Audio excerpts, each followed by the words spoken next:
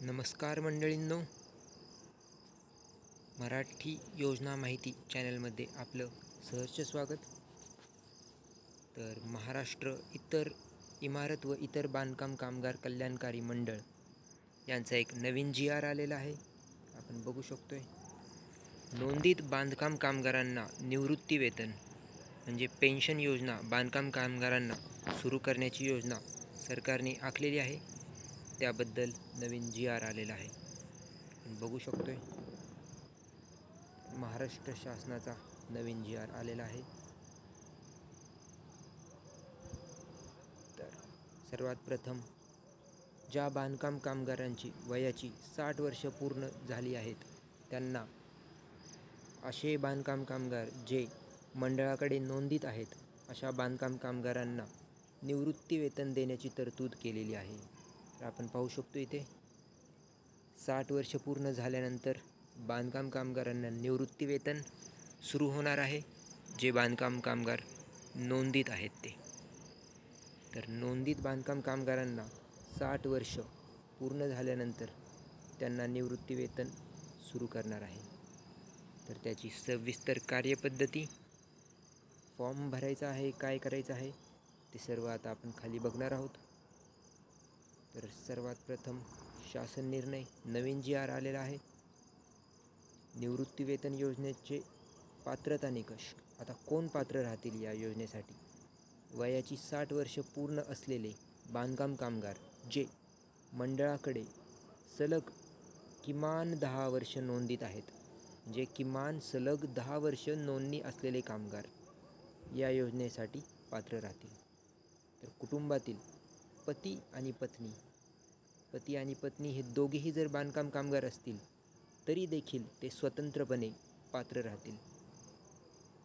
पती पत्नीच्या मृत्यूनंतर संबंधित बांधकाम कामगाराचे पती पत्नी निवृत्ती वेतनाकरिता पात्र राहतील. केंद्र शासनाच्या आदर्श कल्याणकारी योजनांचा लाभ जे घेत आहेत, म्हणजेच PF किंवा एम्प्लॉई स्टेट इन्शुरन्स ॲक्टनुसार ज्या एम्प्लॉईजला किंवा कामगारांना प्रोव्हिडंट फंड मिळत आहे किंवा इतर कोणत्याही पेन्शन योजना आहेत, तर असे बांधकाम कामगार या निवृत्ती वेतनास पात्र राहणार नाहीत. ही एक महत्त्वाची बाब आहे. तर निवृत्ती वेतनाचे निकष बघू आपण, आणि किती प्रमाण आहे आणि किती निवृत्ती वेतन मिळणार आहे. तर सर्वात प्रथम मंडळाकडे नोंदणीची एकूण वर्ष. जर तुम्ही 10 वर्ष सलग मंडळाकडे नोंदीत आहात बांधकाम कामगार म्हणून,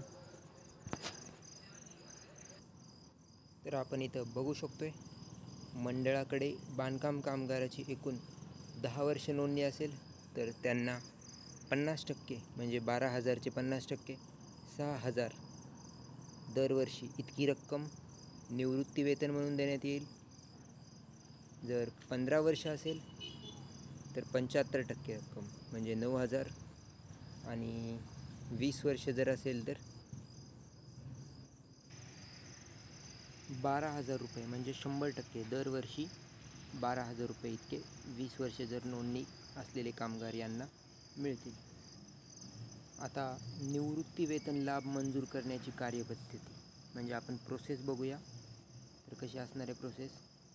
या योजनेसाठी पात्र ठरणाऱ्या बांधकाम कामगारांना, नोंदीत बांधकाम कामगारांना त्या BOCW या वेबसाईटवर जाऊन एक फॉर्म मिळणार आहे, जो की फॉर्म आपल्या डिस्क्रिप्शन बॉक्समध्ये देखील उपलब्ध आहे.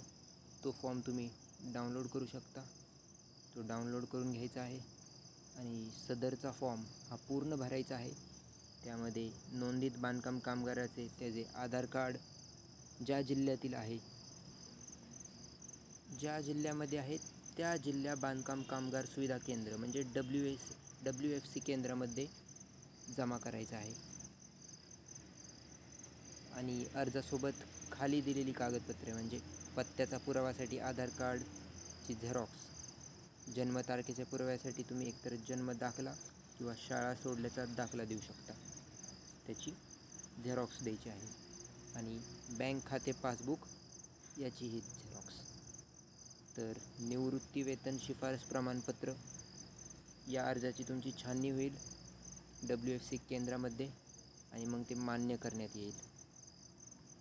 त्यानंतर मान्य झाल्यानंतर तुम्हाला निवृत्ती वेतन क्रमांक प्रमाणपत्र मिळेल आणि दरवर्षी तुम्हाला नोव्हेंबर महिन्यामध्ये निवृत्ती वेतनधारकाला बांधकाम कामगारास त्याच्या हयातीचा दाखला पुरावा स्वरूपात मंडळाकडे सादर करावा लागणार आहे.